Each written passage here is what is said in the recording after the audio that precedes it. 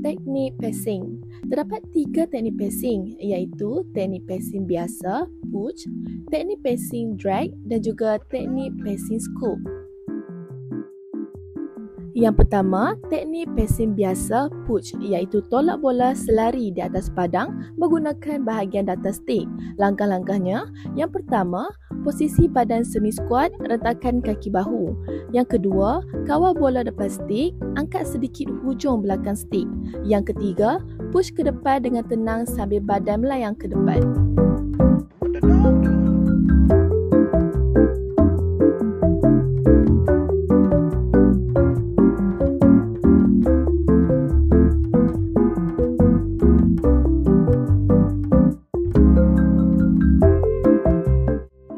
Yang kedua, teknik passing drag iaitu seretan bola perlahan kemudian lonjak ke depan dengan passing. Langkah-langkahnya, yang pertama, mulakan dengan drag bola ke belakang beberapa sentimeter. Yang kedua, selepas itu, push forward cepat ke rakan yang lain.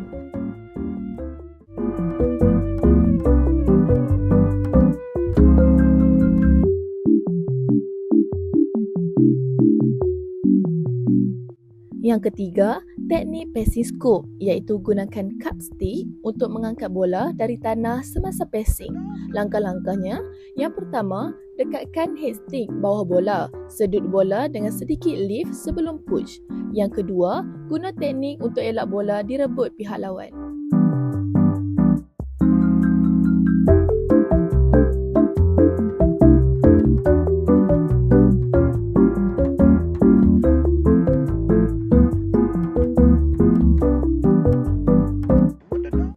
Seterusnya, kita pergi kepada teknik receiving. Terdapat 3 teknik receiving iaitu teknik receiving biasa arah kanan, teknik receiving tengah forehand stop dan teknik receiving arah kiri iaitu reverse stop. Yang pertama, teknik receiving biasa arah kanan iaitu terima bola datang dari kanan guna bahagian flat stick. Posisi badan menghadap bola, lutut bengkok, badan sedikit membongkok. Posisi tangan pula, tangan kiri di hujung atas stick dan tangan kanan di tengah pegangan longgar. Posisi stick, muka stick hadap bola dari kanan, stick rendah dan condong sedikit ke belakang.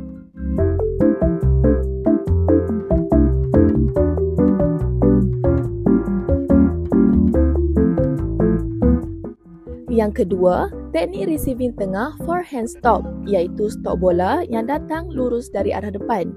Posisi kaki menghadap depan, buka selebar bahu, lutut sedikit bengkok, badan dalam posisi bersedia dan berat dibahagi sama rata. Posisi tangan, tangan kiri pegang hujung stick, tangan kanan di tengah dengan genggaman santai untuk kawal laju bola. Posisi badan, relax agak membongkok, mata fokus pada bola, segera berdiri di jalur bola. Posisi stick pula, kepala stick sentuh tanah masa bola sampai. Hujung stick condong ke arah bola untuk elak bola melantun naik.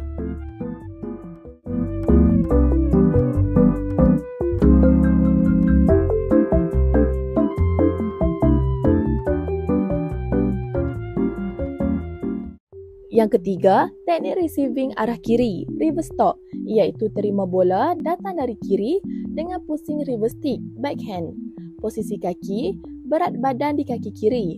Kaki kanan diputar sedikit ke kiri, jari kaki tetap di tanah.